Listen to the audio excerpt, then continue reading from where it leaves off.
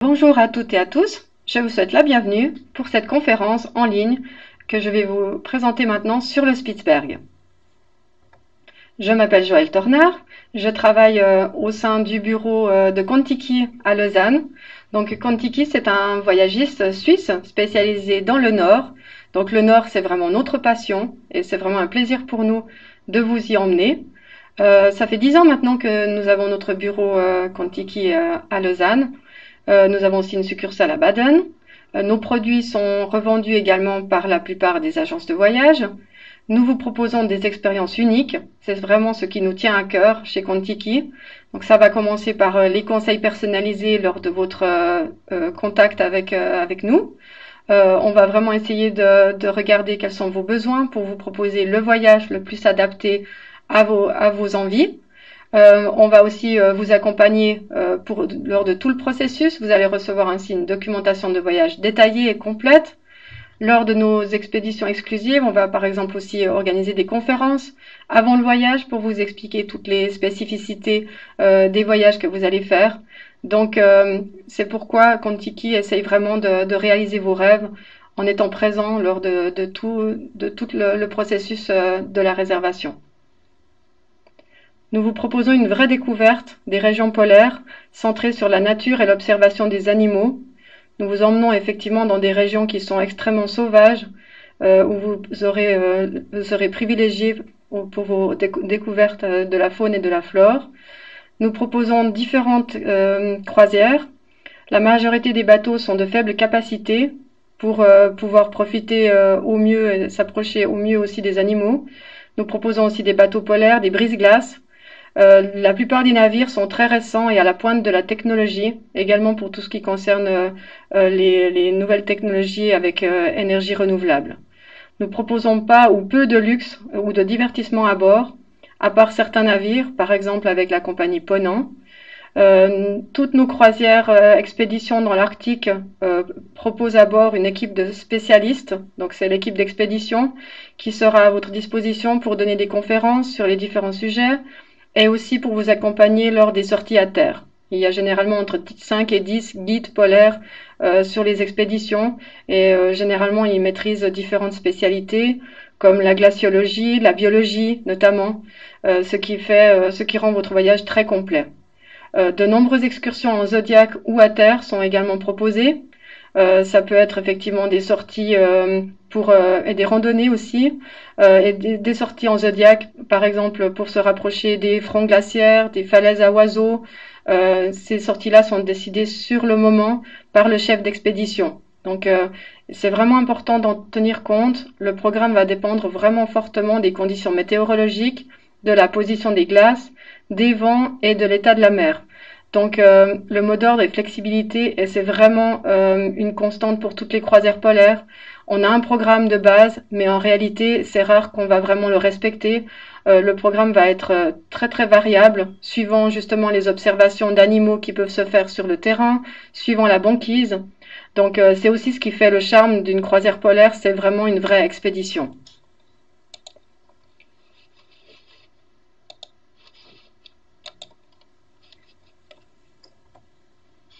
Alors déjà, une petite présentation des régions polaires. Donc l'Arctique, c'est donc toute la région qui se trouve tout au nord dans l'hémisphère nord. Euh, Vous avez donc le Groenland, le Svalbard, et puis vous avez donc dans l'Arctique, donc c'est la région où vous allez trouver les ours blancs, contrairement à la région de l'extrême sud, donc de l'Antarctique, où là vous allez trouver les manchots. Voilà maintenant quelques caractéristiques sur le Spitzberg ou le Svalbard. Donc en fait, le territoire en entier se nomme Svalbard, mais généralement pour les voyages touristiques, c'est plutôt le nom de Spitzberg qu'on utilise, qui désigne en réalité l'île principale du Svalbard. Le Spitzberg est vraiment la destination idéale pour un premier voyage. Déjà parce que elle est proche, elle est assez facilement atteignable depuis la Suisse. Et puis parce que c'est le paysage en entier est composé d'étendues sauvages protégé à 85%, ce qui rend les observations de la faune et de la flore privilégiées.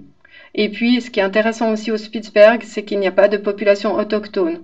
On trouve des habitants à Longyearbyen et aussi dans différentes stations de recherche, mais autrement, il n'y a pas de population autochtone en soi, contrairement aux autres régions de l'Arctique. Quelques caractéristiques encore. Donc, Spitzberg veut dire montagne pointue. On va effectivement y trouver de magnifiques paysages de montagne. Le territoire se trouve sous administration norvégienne, donc on paye aussi avec des couronnes norvégiennes, bien qu'on utilise également la carte de crédit très facilement. La superficie, 62 000 km², ça correspond à environ 1,5 fois la Suisse. Et la situation entre 74 et 81 de latitude nord, donc on ne se trouve qu'à 1000 km du pôle Nord. La saison de voyage, si on parle des croisières polaires, ça va être vraiment de mai à septembre, au moment où les glaces vont se retirer. Après, il est également possible de visiter le Spitzberg en hiver, mais dans ce cas-là, ça sera vraiment un voyage qui va se faire plutôt avec un séjour à Longyearbyen et des excursions en motoneige, aux chiens de traîneau et autres. Et puis les points forts du Spitzberg, c'est naturellement les ours blancs qu'on peut voir évoluer sur la banquise, la faune, la nature sauvage, les fjords profonds, les glaciers. On peut vraiment approcher tout près des fronts glaciaires. C'est vraiment une expérience unique. Des randonnées et des sorties en zodiac. Et puis l'histoire passionnante de toutes les explorations polaires qui se sont faites par le passé. Donc ça rend vraiment le voyage totalement fascinant. Au niveau des formalités d'entrée, donc on demande un passeport valable au minimum 6 mois après la date de retour. Aucun vaccin n'est nécessaire, bien que maintenant avec naturellement la situation particulière qu'on vit, pour toutes les croisières polaires, il est exigé d'être doublement vacciné. Naturellement, ces conditions peuvent encore évoluer. C'est pourquoi je vous invite à consulter notre site internet, où là on a toujours la situation qui est actuelle. Et au niveau des températures, on a entre 0 et 15 degrés pour les croisières polaires en été. Après, il faut bien sûr s'imaginer qu'avec le vent, ça va vraiment rafraîchir. Et puis, il faut vraiment être toujours très bien habillé, un petit peu comme chez nous pour l'hiver. Et puis, l'idéal, c'est toujours comme partout dans le nord, c'est de superposer les couches de manière à pouvoir facilement enlever et en remettre suivant les températures. Après, il ne faut pas oublier qu'on va faire aussi des excursions en zodiac, que ça va vraiment aller vite. Et là, il faut vraiment être bien habillé. Alors, au niveau de la santé, donc mal de mer, il y a très peu de haute mer au Spitzberg. Il y a tout de même quand même quelques trajets qui vont se faire dans une mer un petit peu plus agitée. Donc, ça vaut quand même la peine de prendre le nécessaire si vous êtes sujet au mal de mer. Mais c'est vrai que c'est quand même une des croisières où on aura le moins de trajets en haute mer. Donc, par rapport à ça, c'est vraiment tout à fait facile et abordable, même pour des personnes qui ont le mal de mer. Après, il faut savoir que on vous propose des expéditions, donc c'est pas des croisières classiques. Donc le programme peut vraiment être chargé selon les observations. Il y a plusieurs sorties qui se font par jour. Donc il faut être prêt pour s'équiper, pour sortir en zodiac, pour sortir à terre. Au niveau des balades et des randonnées, on les sépare en plusieurs niveaux. Comme ça, tout le monde y retrouve son compte. Et les personnes qui aiment bien marcher, elles peuvent sans problème se mettre dans le groupe des avancées. Et celles qui préfèrent juste rester un petit peu sur la plage, il y a aussi des guides qui sont là pour leur donner plein d'explications. Donc ça reste intéressant dans tous les cas. Les voyages sont ouverts à toute personne pouvant marcher. C'est vrai qu'il y a quand même pas mal de sorties en zodiac, donc il faut quand même pouvoir monter et descendre du zodiac, même si le personnel de bord va vous aider. Au niveau de la moyenne d'âge, on a une moyenne d'âge de 50 ans et plus. Donc il y a quand même pas mal de personnes d'un certain âge qui font ces croisières. Après, tout est adapté un petit peu pour tous les âges. On va retrouver par contre très peu d'enfants et c'est assez compliqué si on veut voyager avec des enfants.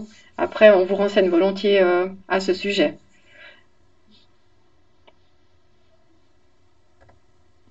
Au niveau des bateaux, donc on vous propose les bateaux les plus modernes et les sécurisés sur le marché. Il y a d'ailleurs beaucoup de nouveaux bateaux qui sont maintenant équipés avec des stabilisateurs, ce qui fait que on va beaucoup moins sentir le roulis à bord du bateau. Il y a des exercices de sauvetage qui sont obligatoires. Après, le Spitzberg reste quand même, bien que c'est totalement sauvage, ça reste quand même dans l'Europe. Donc, au niveau, par exemple, d'un éventuel rapatriement, il y a la possibilité d'un hélicoptère qui peut venir depuis Longyearbyen. C'est plus facile, par exemple, que pour un voyage en Antarctique. Après, ça reste quand même, ce genre de situation peut être très onéreuse quand il faut payer un rapatriement ou autre. Donc, c'est vraiment important d'être bien assuré. Ça, je vous invite vivement, si vous réservez une croisière polaire, de bien revérifier votre couverture d'assurance. Au niveau des langues, la langue à bord est généralement l'anglais pour quasiment toutes les expéditions qu'on propose. Après, on a aussi des expéditions exclusives en allemand et français ou en français. Ça vaut la peine de vous renseigner et je vous recommande vivement de choisir une variante francophone si vous ne maîtrisez pas très très bien les autres langues, parce qu'il ne faut pas oublier qu'à bord, on va vous donner énormément d'explications sur la faune, sur la flore. Donc c'est vrai que d'avoir par exemple le nom des baleines, le nom des oiseaux, si vous pouvez l'avoir dans votre langue, c'est quand même vraiment précieux. Donc ça, c'est quelque chose que je vous recommande. N'hésitez pas à nous contacter si vous voyez un départ, par exemple anglophone. Peut-être très probablement qu'on arrive à vous trouver une alternative francophone après auprès d'un autre partenaire peut-être. Au niveau des animations à bord, donc comme déjà mentionné avant, on a très peu d'animation. Hein. C'est pas du tout le genre de croisière avec discothèque, bar et autres. Par contre, l'accent va vraiment être mis sur l'observation. Il y a 24 heures de jour, donc ça permet d'observer les paysages, de faire aussi de belles excursions. Et puis, il y a des conférences qui vont être données par les spécialistes. Après, au niveau de l'animation et au niveau des heures d'ensoleillement, ça permet aussi naturellement des observations tout en 24 heures sur 24 de la faune et de la flore.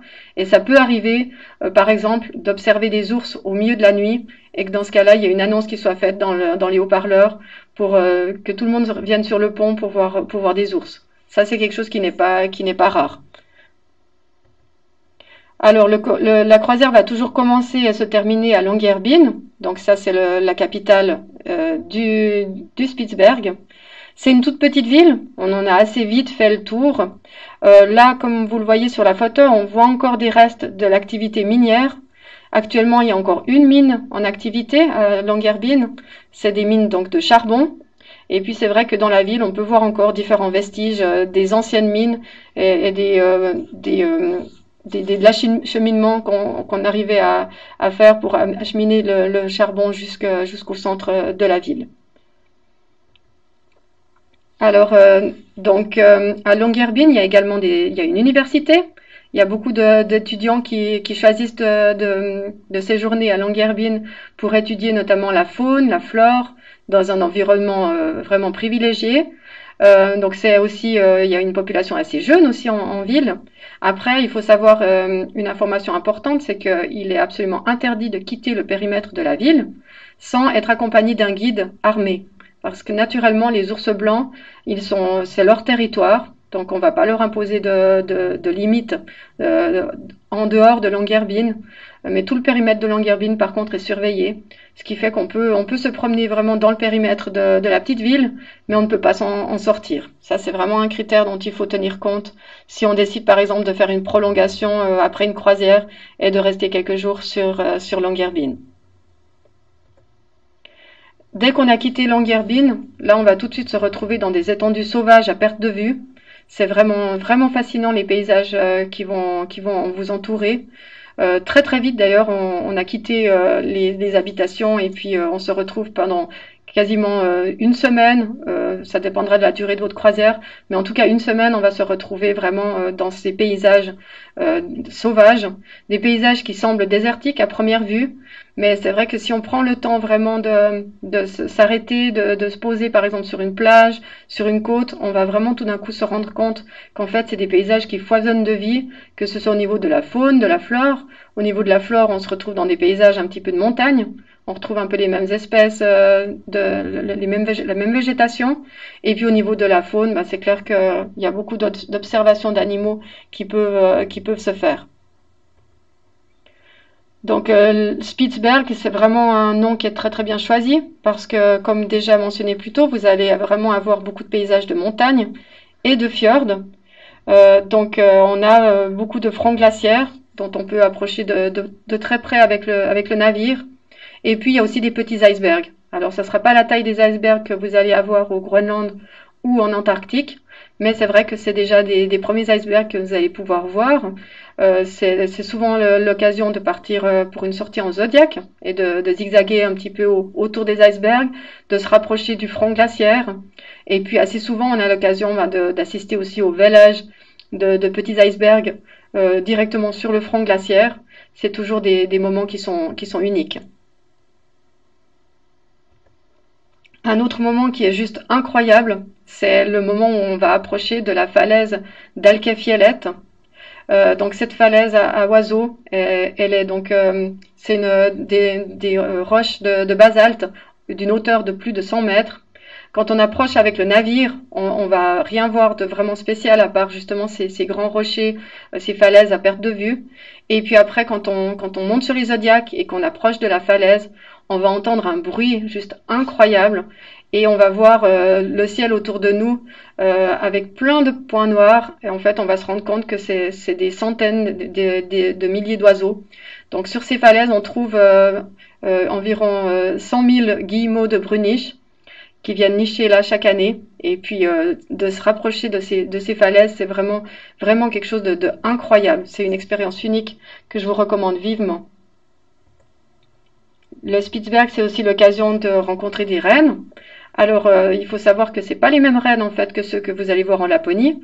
La différence est assez minime, vous allez peut-être pas nécessairement la voir au premier coup d'œil, mais les rennes du Spitzberg sont un peu plus trapues, avec un pelage un peu plus épais pour naturellement supporter les températures également des hivers au Spitzberg. Étonnamment, c'est pas très souvent qu'on les croise dans les étendues sauvages lors de la croisière, mais par contre, c'est assez fréquent qu'on les rencontre par exemple au centre-ville de Longyearbyen en train de brouter dans un talus. Ça, c'est quelque chose c'est une expérience qui n'est pas du tout rare. Les renards polaires, c'est également leur territoire au Spitzberg. On les trouve assez souvent au pied des falaises à oiseaux, en train d'essayer d'attraper soit des petits oiseaux, soit des œufs. Donc c'est l'expérience, notamment quand on va à Alkefjellet, on a la possibilité de voir les centaines de milliers d'oiseaux, mais également c'est une très bonne opportunité pour voir les renards polaires. Les phoques aussi, on peut en voir très facilement au Spitzberg, soit dans l'eau, soit la meilleure observation qu'on peut faire, c'est sur la banquise.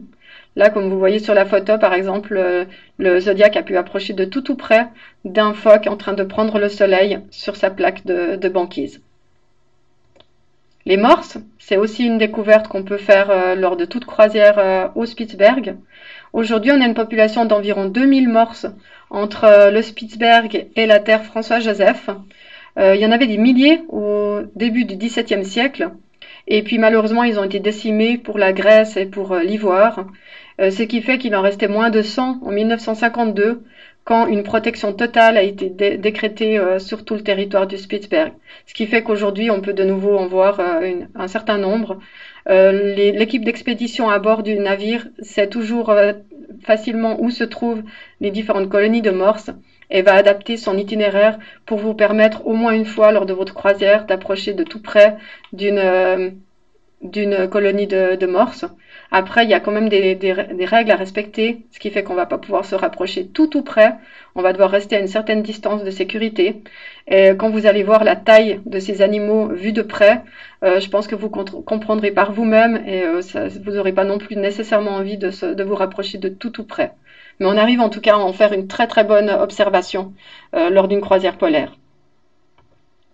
Les baleines vont aussi accompagner toute croisière polaire. Après, encore une fois, il s'agit d'une expédition. Donc, moi, je trouve que c'est aussi le côté qui est passionnant, c'est que chaque croisière va être totalement différente, va vous offrir d'autres observations. Certaines personnes, par exemple, vont voir beaucoup de baleines lors d'une des croisières et puis peut-être moins d'ours. D'autres vont voir beaucoup d'ours, moins de baleines. C'est vraiment tout le temps différent. On peut voir notamment parmi les différentes espèces des baleines à bosse, des baleines bleues, bien que c'est un peu plus rare, des baleines boréales, des rorquals, parfois des dauphins aussi. Donc toute observation est possible. Ça sera à chaque fois vraiment la surprise. La banquise, le navire va généralement toujours se rapprocher de la banquise. Après, c'est vraiment une constante, une particularité qui n'est absolument pas programmable. On ne sait jamais d'une année à l'autre, on ne sait jamais d'une semaine à l'autre quelle va être l'avancée de la banquise. Donc, il y a toujours des prévisions qui vont se faire par l'équipe d'expédition plusieurs jours avant le départ. Et au final, il n'y a aucune garantie, aucune certitude qui va nous dire quelle sera exactement la progression de la banquise lors de votre voyage.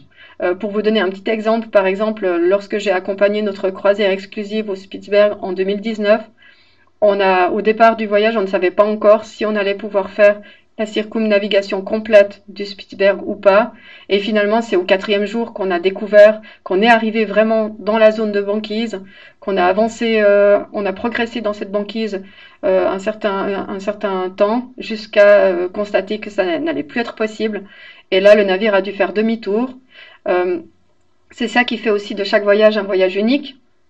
Après, on n'a rien manqué du tout, puisque le navire a fait après des arrêts à d'autres endroits durant le retour, et des arrêts qui étaient tout autant passionnants, où on a pu voir aussi plein d'animaux et puis des paysages juste incroyables. Donc, dans tous les cas, ça sera un voyage unique. Là, le navire va toujours essayer d'aller jusqu'à 80 degrés de latitude nord. C'est un moment un petit peu symbolique à bord du navire lorsqu'on dépasse le 80e parallèle. Et puis, bah, c'est vrai que encore une fois, ça va dépendre de la glace. Ça va vraiment dépendre de l'avancée de la banquise. Ça peut être plus ou moins facile à réaliser. En tout cas, dans tous les cas, le navire va essayer d'aller le plus au nord possible. Les ours polaires, c'est naturellement la rencontre que tout le monde attend lors d'une croisière polaire. Personnellement, je ne connais aucun client qui est rentré d'une croisière polaire sans avoir vu d'ours. Donc c'est vrai que le Spitzberg est quand même le royaume des ours blancs et les chances sont très très bonnes d'en voir. On a une équipe d'expédition à bord du navire qui est vraiment spécialisée et qui va être sur le qui-vive 24 heures sur 24 pour pour détecter les ours blancs dans le paysage. Ça peut être par l'observation de différents signes, que ce soit des traces d'ours fraîches, par exemple, dans la neige, que ce soit ou sur la terre d'ailleurs. Et puis, bien sûr, ils vont être avec les jumelles en tout temps pour essayer d'apercevoir une petite tache jaune sur la montagne, sur les paysages autour du navire.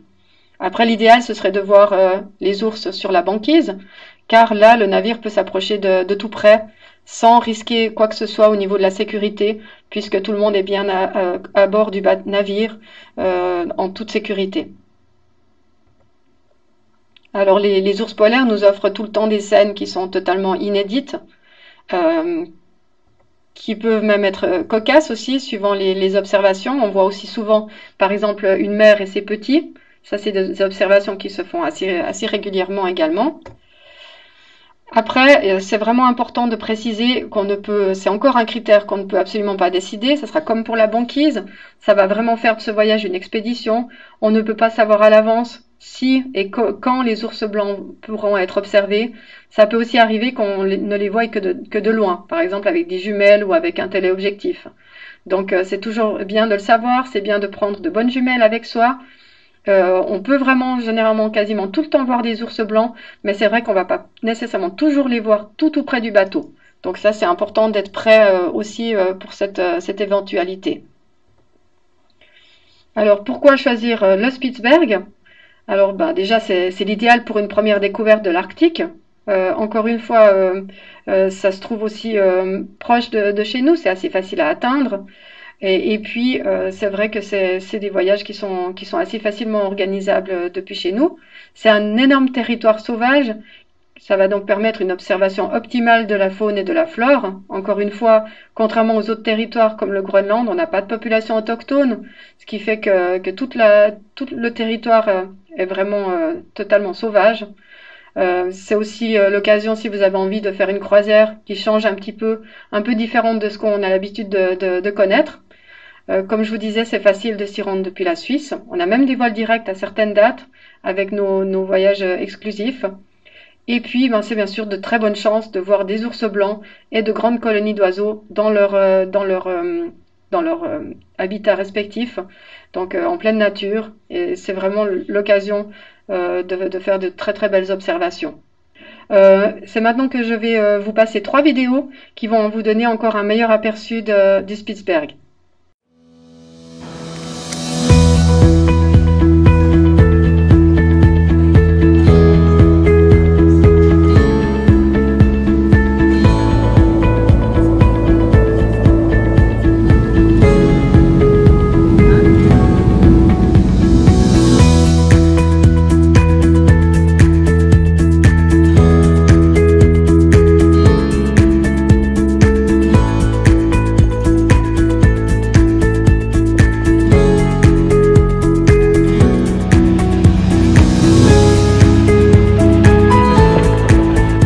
I like to be on board. I like to drive, to sail ship around. So that's my life.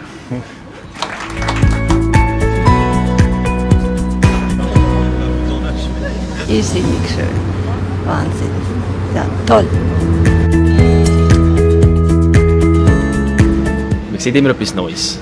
Es bewegt sich immer. Und natürlich an der norwegischen Küste, die so schön ist, ist natürlich das ist eigentlich das, was am meisten faszinierend ist mit dem Job.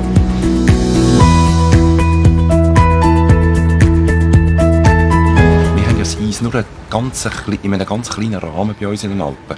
Darauf habe ich geschafft. Und da in der Arktis, da findet man halt das Eis in einer ganz grossen Form. Das ist die Faszination.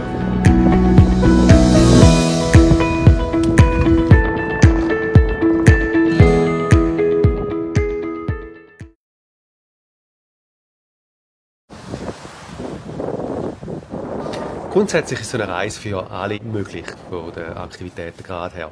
Wir haben drei Gruppen. Die Wanderer, das sind die wirklich wandern. Dann nachher haben wir Genusswanderer, die sind ein bisschen mit gemütlicher unterwegs, wo man auch mal zwischen dem Foto halt macht. Und dann gibt es auch die nicht wandern, die bleiben dann jeweils an der Anlagestelle. Ich bin sehr froh an dieser Möglichkeit, weil ich hätte sonst dazu geneigt, mich vielleicht ein bisschen zu überfordern. Also für mich war es gut, dass ich in einer schnelleren Gruppe war, weil ich bin eigentlich gerne ein bisschen schneller unterwegs und kann es dann auch geniessen, noch nebendran mit Blümchen schauen und fotografieren, und das reicht immer noch. I hope the speed is fine. Yeah? Fine. Wir gehen also schnell genug. Das ist gut. I decided to go for the normal hike. I'm a reasonably good walker, but there are quite a lot of young people on this trip, and they walk a lot faster than I do. So I'm very happy to go on the normal hike, and it gives you time to relax, see things, take your time, take photos, observe what's going on around you. So if I want to do a fast hike, I can do that in Switzerland, but maybe not here.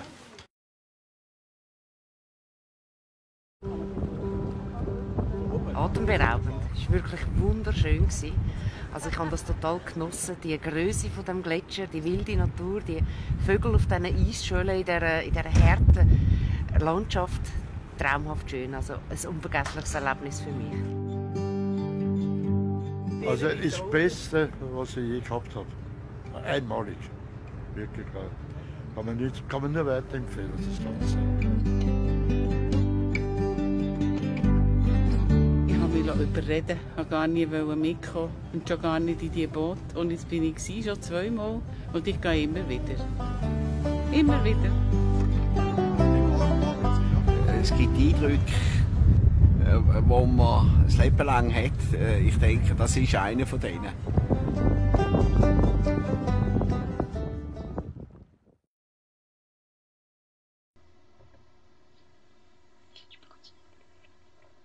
Alors, naturellement, l'Arctique, ce n'est pas que le Spitzberg.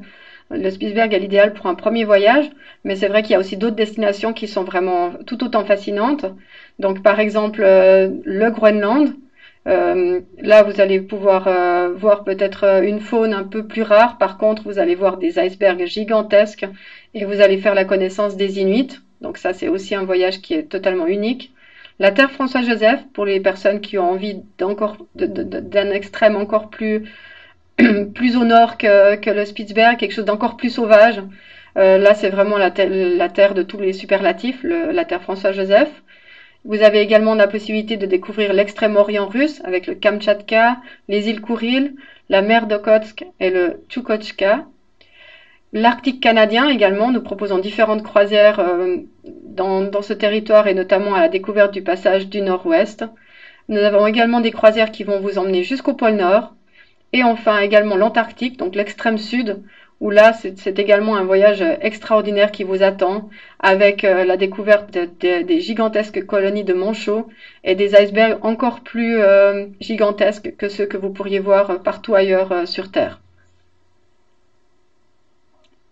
N'hésitez pas à nous contacter pour toute question, pour toute demande pour une croisière polaire. Nous avons très probablement le voyage qui va être parfait pour vous. Kon-Tiki s'engage à respecter différentes règles pour tous les voyages dans l'Arctique et pour tous ces voyages en général. C'est pour nous une évidence. Pour nous, c'est bien clair que si on ne préserve pas les régions que nous proposons, nous n'arriverons pas à proposer un tourisme durable. Donc les voyages que nous proposons maintenant, nous voulons qu'ils puissent encore être proposés dans très longtemps. C'est pourquoi Kon-Tiki s'engage à respecter différentes règles, notamment pour les croisières arctiques, notamment le respect de la nature et des ressources naturelles, des règles comme par exemple de garder les déchets à bord. Il y a également la règle de ne pas avoir de plastique à usage unique sur les bateaux.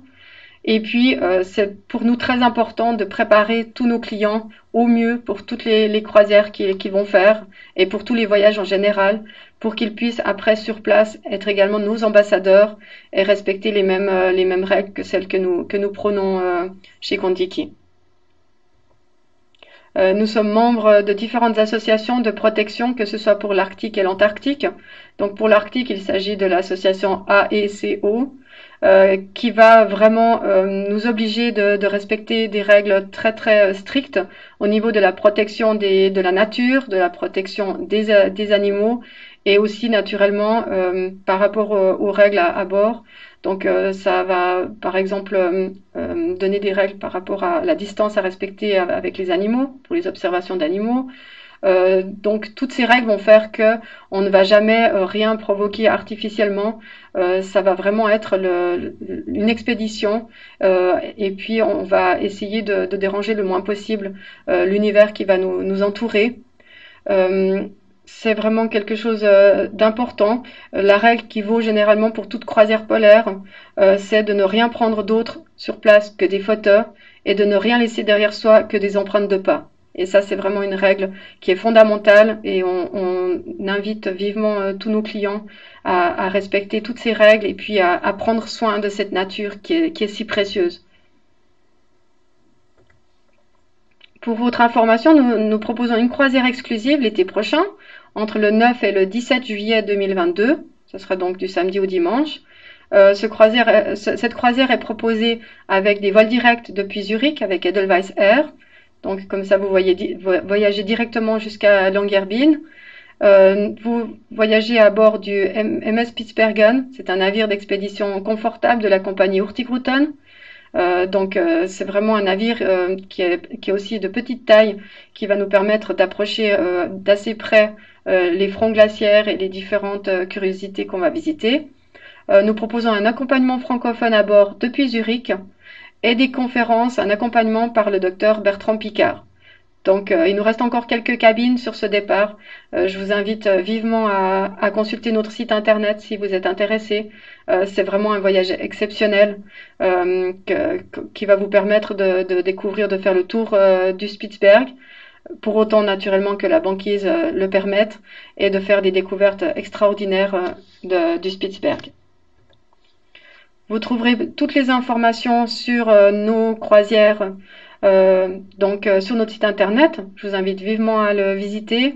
Vous pouvez choisir comme destination l'Arctique, puis choisir le thème des croisières. Et là, vous allez avoir toute une liste de propositions.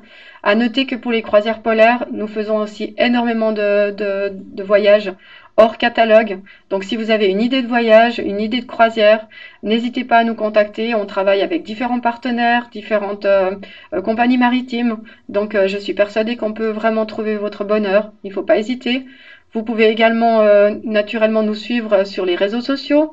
Si vous avez des questions par rapport à à cette conférence, n'hésitez pas à nous les poser notamment sur notre chat ou bien sur Facebook notamment. Nous sommes en tout temps à votre disposition pour y répondre. Je vous remercie pour votre attention et je vous souhaite une très bonne découverte du Nord avec Kon-Tiki.